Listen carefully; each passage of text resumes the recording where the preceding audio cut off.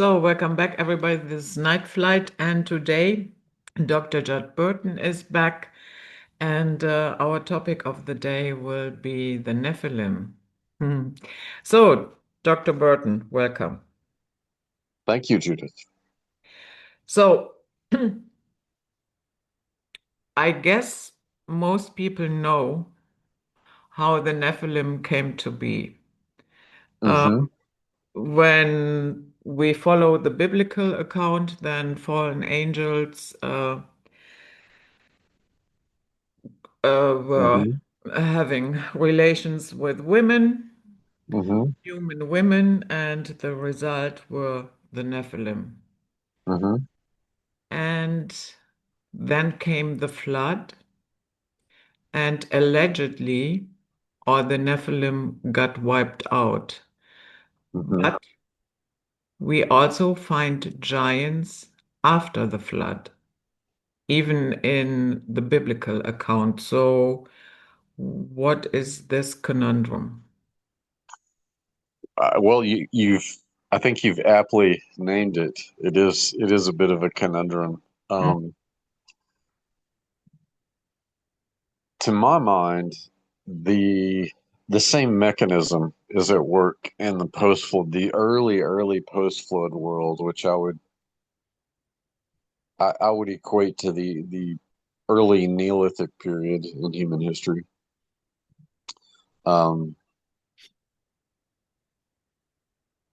One of the prevailing ideas regarding this topic is that there was a second incursion or multiple incursions of others of these fallen angels.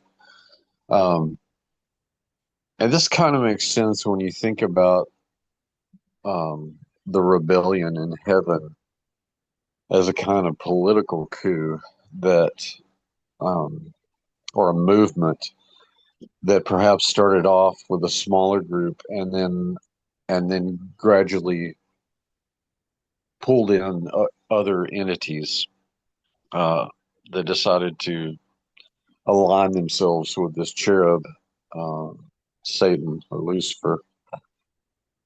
Um, and so to me, that seems more than a possibility. That seems the likeliest of scenarios is that you have a kind of repeat of what happened in, let's say, the Genesis 6 account, which is expanded on in apocryphal literature like Jubilees and the Genesis Apocryphon, and most notably the Book of the Watchers from the Book of First Enoch.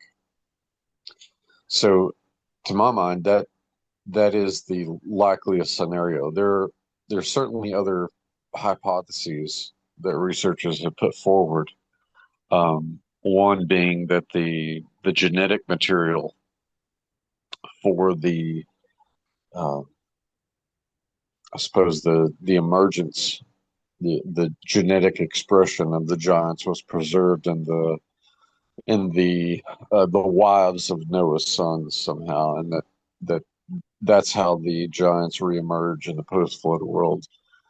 Um, that doesn't make a lot of sense to me linguistically because of the ritual purity that the Hebrew describes that um, Noah and his family had, and reading that would extend to the spouses of Noah's sons. Um, And so I typically side with the ideology that a second incursion, that maybe even multiple incursions in that early post-flood period occurred for these new generations of giants to emerge. Mhm. But there can be little question that the the first generation of giants, the Nephilim, were destroyed in the cataclysmic deluge. And what was so bad that they needed to be destroyed? Well, again, deferring to the biblical account, there's a social and moral change that takes place. It's not simply a spiritual one. Hmm. Just if you look at it just in terms of ethics and morality, from a philosophical perspective, because of the influence of the fallen angels and their progeny, the Nephilim, and they were off. The children were in many ways worse than the parents.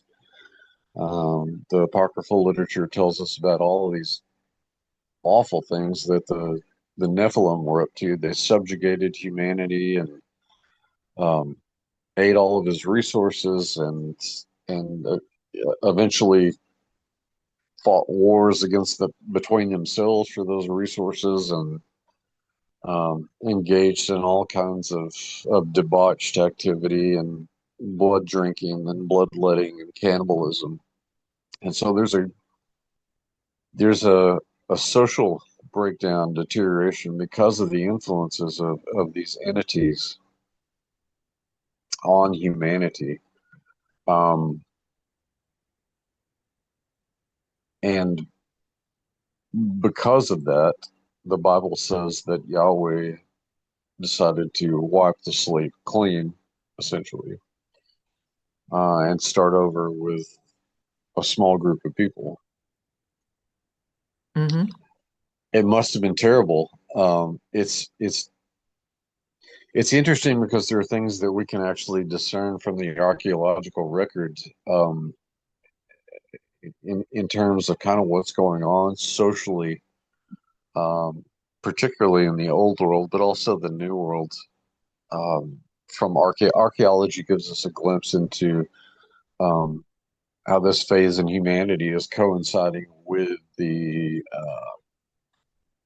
let's say, the decline in the population of megafauna. This is when we start to see uh, mastodons and the big elephantine creatures and large bison creatures like bison latifrans and bison antiguus begin to decline sharply in population. I think that's due in large part not only to the hunting that humans were involved in, but I think there's actually a something like an unknown variable hypothesis that sort of leaves the question open in the scientific community as to what caused the decline in population of the megafauna. Um, to my mind, um, the reason, the big reason, to use a pun, would be that the giants were, they had greater caloric needs in their diet, and so they were consuming vastly larger amounts of meat from these animals. So that's an example of things that we can discern from archaeology that tell me, as an anthropologist and archaeologist, that something happened in this phase of human development that drastically altered our entire social landscape. And it's not just the ethnoecology that I'm talking about here, but it something happened in the fabric of the way that people thought about right and wrong, to the point that um, we had a well, and again, in scientific terms, we had a planetary reset. Mm-hmm. Okay. So the second incursion, do you have any idea when that might have happened? Yes, the working chronology that I've adopted in trying to align these events with what happened in human history and prehistory is that the deluge event, the cataclysm, most likely coincides or is the same cluster of phenomena that occur in the Younger Dryas period. So the just as a kind of watermark date, the deluge is probably the 9600 BC event. Um, and so the period after that, immediately following after that, is the Neolithic era that lasts until about 4000 BC.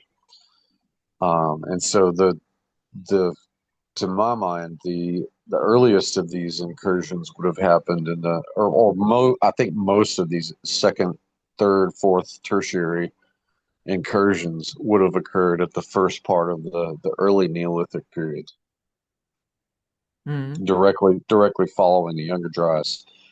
And I've had detractors say, well, why would the angels, or why would these entities repeat that incursion if they were so harshly punished the first go round? Do you think And it? it's so, Do you think go that ahead. the same angels were involved in that? Because from what I understand, they were banned. Yes, that's what I'm saying is that the first group of watchers was imprisoned, Hmm. uh, in what would have been the Greek equivalent of Tartarus, the lowest chamber of the underworld, um, Sheol, Hebrew. in Hebrew, Levantine, ancient Near Eastern cosmology. Um, it was put to me at one point that this is kind of a zero sum game where the rebellious angels know that their fate is sealed, and so the best victory that they can hope for is a kind of stalemate. Um, and that the reason that there were these multiple incursions is because A, they were subject to um, the ringleader of this rebellion, Satan, and B, that they saw their position as that, well, they had nothing to lose if we can corrupt Yahweh's creation in the post-flood world the same way that our forebears did in the pre-flood world, and drag as many people down with us as we can, then that's the best that we can do. Um, I think that that's probably a likely scenario if the motivations of the second, third, fourth, etc. incursions are the same at play as the first one. And given some of the biblical clues that we have, I tend to think that that's the case. Not only with the Babel scenario, the Tower of Babel scenario, but other places. Um, I think the Tas Templar culture, particularly sites like Gobekli Tepe and Karahan Tepe, were kind of outposts that the pre-flood fallen watchers were using, because they just as in the Babel scenario where they're trying to weaponize or lay siege to heaven. Um, the pre-flood angels maybe didn't quite know where Eden was, this place where heaven and earth touched. But they had a general idea, and it just so happens that the Tas Templar culture is right at the headwaters of the Tigris and the Euphrates. The classical description of the location of Eden, so they knew that it was somewhere in the vicinity. And my estimation, and what I and colleagues of mine, like Dr. Aaron Judkins, have argued that places like Gobekli Tepe were these Watcher fallen angel outposts where they were trying to weaponize things like Eden if they could overthrow the the cherub that guarded the gate. Um, so their motivations are seem always to lay an assault back on heaven to Hmm. sort of re-inject energy into the coup. Um, and as it could be argued, looking at chunks, at blocks of human history, that the desperation of these entities and their progeny have become increasingly more visible, I think, in the world. I think if you look at because these entities were given geographic purview. This is something that the Old Testament lays out, that they're associated with geographical regions. I think Paul talks about it also in the New Testament, giving the New Testament equivalent as the archons and the cosmocrators. These are all usually translated as powers and principalities, and so these were illustrations to explain what these entities were and that they had domains on the earth that they controlled. Um, when you look at the tensions in the world today, where everything just seems to be on tipping point, one has to wonder, you know, the entities that are not imprisoned, what are they up to in terms of geopolitics? But getting back to the pre-flood world, all of these sorts of agendas and concerns were at play, not only in the pre-flood but the early post-flood world that we're talking about in terms of the second and third and fourth incursions and the emergence of new races of giants like the Rephaim and the Anakim. Yeah. Um, the Raphaim, that is an interesting story, but Yes, why is that particular geography, that part where, why was it that they wanted to hit the same place again? What was so special about this place? I think that's a great question. Um, I think it's one of the most profound questions of our time. Hmm.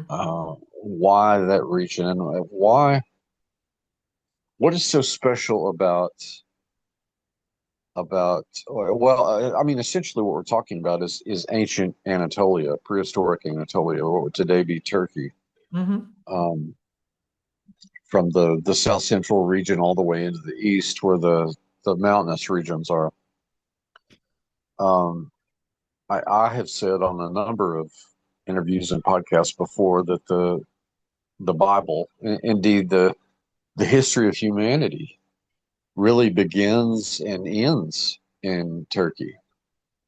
You know, the first inklings of civilization, city-state dwelling that we have come out of prehistoric Turkey. The first domestication of plants and animals occurs here.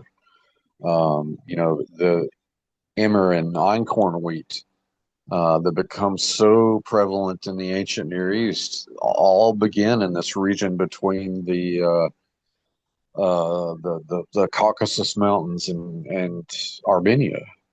Um, so there's a lot at play here, just in terms of what happens in human development. But this was also the traditional location of Eden. You know, I think Moses, in a way, is a lot like John in the New Testament, whereas John is given a vision of the end of time. Moses is given a vision of the very beginnings, and he's using his education from the Egyptian court, which would have been the finest of the day, to geographically describe where all of this is taking place, and he's very meticulous about the geography of where Eden was, and that seems to be, well, it doesn't seem to be. It's very clearly articulated. That it's in um, South Central, what would today be Turkey. And so there's something special and uniquely pertinent about ancient Anatolia and the history of humanity and the biblical narrative in general. Um, it's interesting that I brought up Babel a minute ago, the Tower of Babel. Most people are familiar with the classic story of the Tower of Babel. This was the beginning of the different language and ethnicities in the old world. Um, but the story in Genesis 10 and 11 um, unfolds, and you've got people ostensibly under the direction of one of these new kinds of giants, Nimrod, who many have equated to Gilgamesh. I think there's a case to be made for that. Um, the the language around the nature of Nimrod, the Bible describes him as a Gibor, uh, which is variously translated as mighty one, and in some contexts, it's giant. Um, and if the connections with Gilgamesh are right, then we're looking at an individual who had both divine and human pedigree. So he sort of fits the bill. He's also one of the he's really the first empire builder, the first imperial force in this post flood period. So I set the stage here with all of that just to say that traditionally people have located these events in the Tower of Babel in southern Mesopotamia, in the traditional either Ur or Uruk, or I've even heard the ziggurat at I think it's Nippur, Mm-hmm. where a lot of scholars today think that the Nippur ziggurat uh, was the Tower of Babel. The problem with this is that um, I get it. It's convenient to locate. It's Mm. convenient to locate things like Abraham's Ur and the Tower of Babel in southern Mesopotamia because of all of the language that Moses uses to describe the geography of the period. But remember, Moses is using the geographical terminology that he's used to in his day. And so in some cases, he speaks in generalities. Some geographical locations, not so much. But in his descriptions of Shinar, this includes not only Lower Mesopotamia, but Upper Mesopotamia, which would have reached into Eastern Turkey. But again, I get, why people like David Roll and other scholars of the ancient Near East, who I have a lot of respect for, want to locate the ziggurat, the Tower of Babel, in um, southern Mesopotamia. Problem is, if this is all happening in the late fourth and early third millennium BC, you've got a problem here with the biblical description because um, when Yahweh intervenes and stops what clearly is not just the building of a temple or a tower, there's some sort of magical working that's going on. Whatever happened that prompted him to get involved ultimately is the spark for the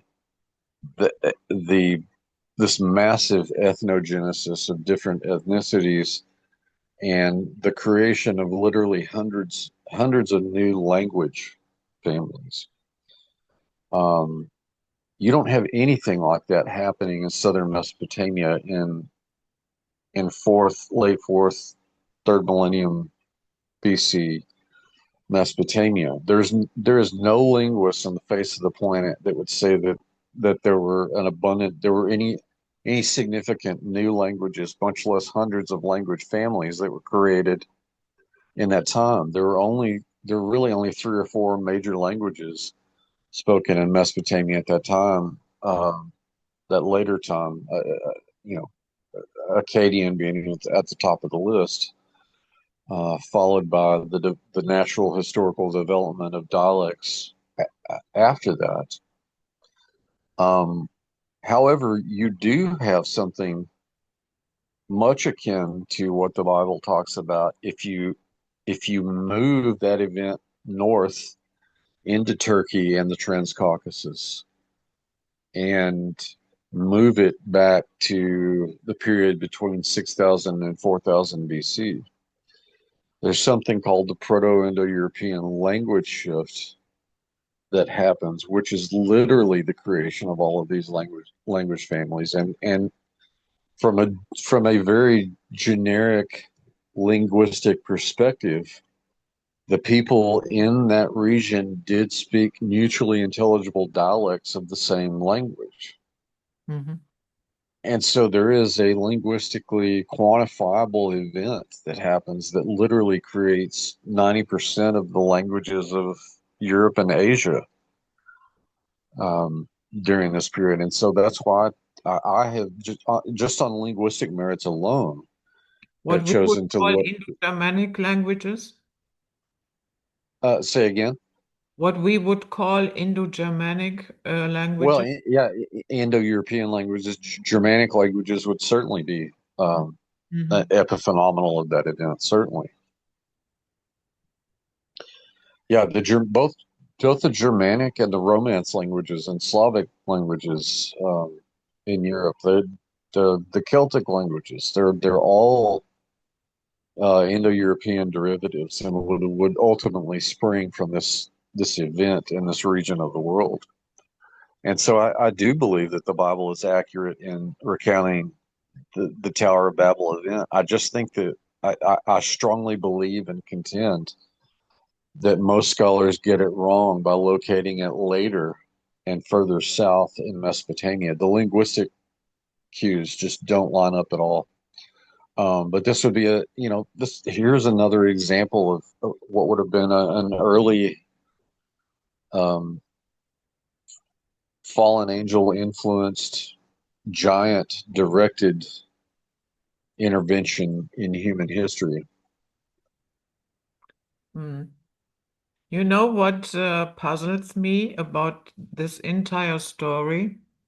Well, what's that? Why did God, the moment he noticed, a faction of his angels Mm-hmm. disappeared here to Earth, why didn't he recall them and say, you know what, guys, this is not for you.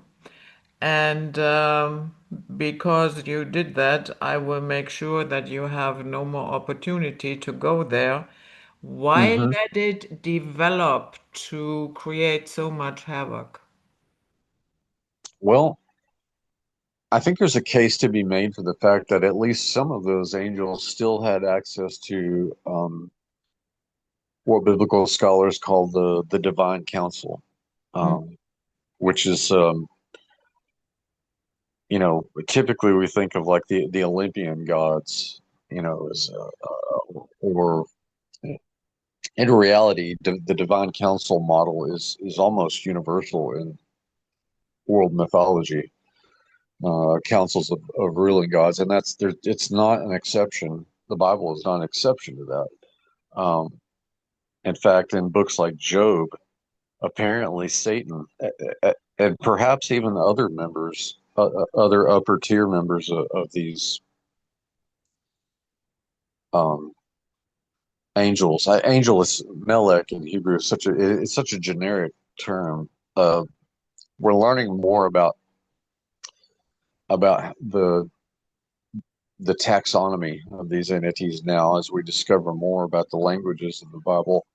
Um, but these B'nai Elohim, these sons of God, these upper tier members of Yahweh's council, apparently Satan and perhaps others still attended these meetings.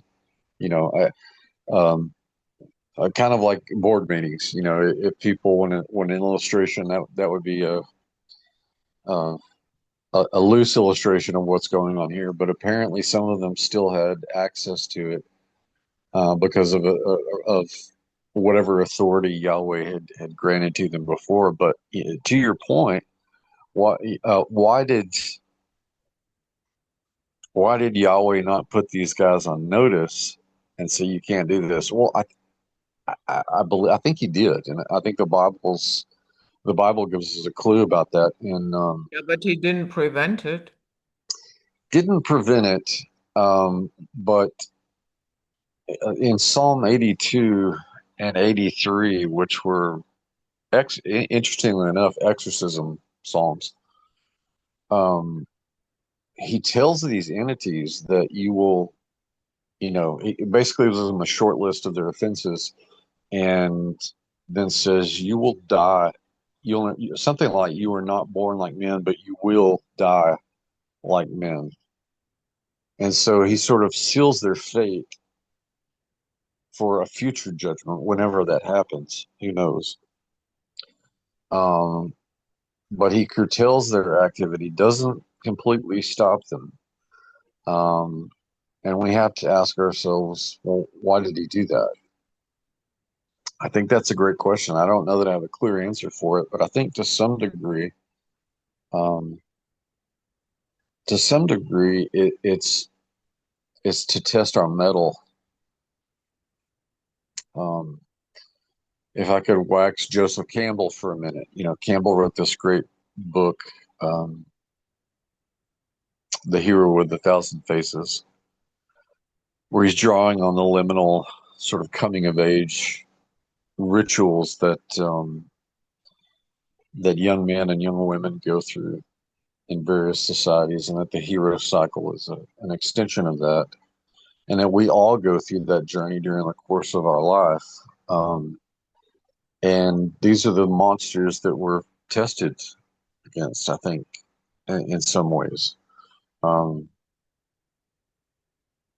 I think that's one possible answer to the question. I don't have all the answers. I think, like Paul says in the New Testament, we're all looking through glass darkly at this. We just make our best potential guesses. I have a lot of questions that I want to ask the Almighty someday. Why did you do this? Because it makes absolutely no sense from my perspective or most of humanity. Um, but what is clear is that their ultimate fate is sealed, and I think that one particular episode in the ministry of Jesus illustrates this too. His visit to what was in his day Caesarea Philippi, or Paneas, an old shrine to Pan that was built on a much older shrine to Baal that sat at the foot of Mount Hermon, which was, of course, the location where um, all of the apocryphal Old Testament material tells us that the first incursion of watchers and fallen angels and Nephilim occurred. And Jesus takes his disciples to this very place, and let's see, there's Matthew chapter 16 and Mark chapter 8, and it's alluded to in Luke's gospel too. Um, but his disciples would have immediately known the significance of this place, because it was such cultural knowledge during the day that it was almost implicit. That's why I think that the Caesarea Philippi episode in the New Testament is not expanded on, because so much of the audience would have known the traditions about the watchers and the fallen angels in this region. And so Jesus literally he does something really remarkable here. He takes a word um, from the Greek ecclesia, which is generally translated as church today. In the ancient context, it meant assembly, almost like the Athenian assembly and the Boule, the governing bodies. But it also had the kind of residue of the Council of the Gods too. And again, not only his disciples, but any of the Greek speaking population at Caesarea Philippi at the time within earshot of Jesus would have known what he was talking about. And he says, "Upon this rock I will found my church." And some people think he's talking about Peter. That it's a play on words there. I think that's certainly part of it. But I think the rock, um, the Petros that he's talking about, is Mount Hermon. That he's going to sweep away the old gods, these rebellious sons of God, um, and replace them with his new assembly, his followers. Hmm. Which is, I mean, that has all kinds of profound implications for New Testament and church theology, and for humanity at large too. Um, and so Jesus is kind of he kind of puts the last nail in the coffin on the judgment of what he's really kind of echoing what Yahweh is saying in the Psalms. Um, and I can't help but think in the sort of campfire roasting marshmallow conversations that these guys were having after all of this, when they're camping out, they have to be talking about a lot of this stuff. Psalms come up and judgment of the rebellious sons of God, and these fallen angelic beings will die like men. And I had to be part of the conversation. Hmm. But um, yeah, the ultimate fate of these entities is already sealed, and they're in a kind of what some colleagues of mine have called a chess match, um, that's supernatural in nature, but the epiphenomenon of it is geopolitical. We see it as constant warfare and human atrocities and modern slavery and trafficking and all of the human trafficking, just all of the ills of the modern age. Um, but Jesus qualified, his statements at Caesarea Philippi, saying that the gates of Hades or the gates of hell would not withstand against this new assembly of his. And I think he calls us in a lot of ways, and this is both the scholar and the person of faith talking. He calls us in a lot of ways to withstand, and you know anybody with a moral compass knows that evil has to be fought. Even if it's on small battlefields with little everyday kinds of acts of kindness to people. Um, I'm reminded of Gandalf in The Lord of the Rings. When he's telling, I think this is the White Council actually during the Hobbit. Where he's telling Galadriel that you know Saruman thinks that the only way to defeat Sauron is to have these great epic clashes with him, on the battlefield, magical battles or what have you. And he stops for a minute and he says, I've come to think that it's the small deeds of everyday people gradually over time that beat away and cut away and erode evil's influence. I think there's a lot of profound truth in that. Hmm. Yeah, unfortunately, um, the I find the biblical account a little bit thin. Yeah, I would Mhm. have liked to have the reasoning behind it. Yeah. You and me both. Yeah. Yeah. And I also, I guess I already told you that I also have a problem with, all the animals in this particular arc. Um, Hmm. So, beginning with how did the polar bear know that he has to go to Turkey now? Yeah. And and on it goes. Plus, what did they Hmm. feed them? How Hmm. did they keep them apart? That the lion does not, eat the gazelle. How, Hmm. What did they do with all the feces? They allegedly they were only 8 people on. Can you imagine what type of Mm-hmm. work that is? To feed Mm-hmm. them all, to get rid Mm-hmm. of the feces. You have no time for anything else. Yeah, that's all you would be. I have yet to find a completely satisfactory answer to that question either. Yeah. I, there are a lot of there's the faith side of me that certainly believes something happened. Hmm. I just don't know. I've heard lots of people offer very speculative answers. Yeah. Um, I don't know, but something happened. That the Where you flood happened, had I have no doubt in my mind. Yeah, there is yeah, enough even geological proof for that. What I could imagine, though, is a DNA data bank on that boat.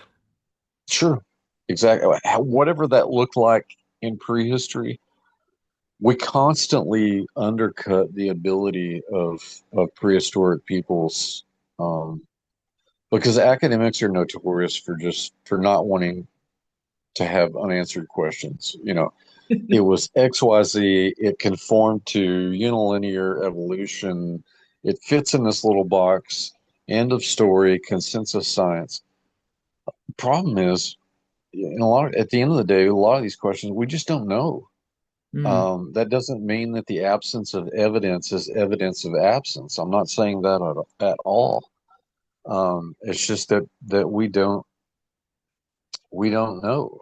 Um, I think there's a good case to be made for lithic technology, stone technology that came to define that era. It wasn't just about knapping flint and making spearheads and dart points. I think it was more sophisticated than that. And the linkage that I try to point people to is look, your cell phone is a computer, yeah, and its components are basically made from rocks and minerals, stones, for all intents and purposes. And we know that certain rocks, granites and quartz, we know that they have piezoelectric properties, and can be utilized to produce electricity. Um, I, I think that that's part of the quote unquote, if you want to call it lost technology of the Stone Age. I think that's a big part of it. Um, but we don't know. And so when you talk about DNA sampling or a DNA bank of something, um, whatever that looked like in terms of the technology, the sophistication of the prehistoric world, I have no problem with that. yeah. Maybe it was written at a time when that was simply not possible. I- Hmm. that they didn't have other words for it, and that is Sure, why allegedly all the animals entered into the boat. And sure, and peoples across the world used mythology to paint these narratives. We get the story of Noah and the Ark and the animals, and it's florid and rich in its creativity. That may be a reflection of, again, like as you say, we by the time all of that stuff got written down, um, I mean, even with the Mesopotamian flood accounts, if we're talking about that's comparatively late. Those stories existed in oral form for thousands of years, and then they finally get written down in the fourth millennium and third millennium BC, and we're lucky to have for the components of them that we have survived. Mhm. That's the other thing is the just the sort of statistical, um, uncertainty of how archaeology plays out. We don't know what's been lost because it's a statistical miracle for anything to survive in the archaeological records because we're digging up people's broken stuff and junk for the most part. Valuable, obviously, because it gives us insight into those worlds. But those worlds that we glimpse through the lens of archaeology are still very, very dim in many cases. And so we just, in some cases, we don't know what we don't know. Yeah. So, going back to the Raphaim, Mm-hmm. we have in the Talmudic texts, it says Mm-hmm. that King Og Mm-hmm. survived the flood by clinging to Noah's Ark. That's And right. That the ark was a big life preserver for Og, right? yeah, yeah. And I don't know if you have seen the movie Noah from a couple of Uh-huh. years ago. Did you? Yes, I Mm. did. Aronofsky's Noah. Uh-huh. And the one was with Russell Crowe. Mm. Yes, So brilliant casting, horrible movie. yeah, yeah. But even there, you have Hmm. all of a sudden in that movie another um, type of, yeah, somebody else is on that boat and survived with them. Hmm. And Noah and his family, still talking about the movie, Hmm. didn't eat meat. Hmm. But this particular guy, I remember that scene, he ripped off the head from a fish or something and offered him, I guess, if memory serves, one of his sons, Noah's sons, met him on the ark. So, what do you make of these ideas that somehow others have survived of the ark that are not part of the official account?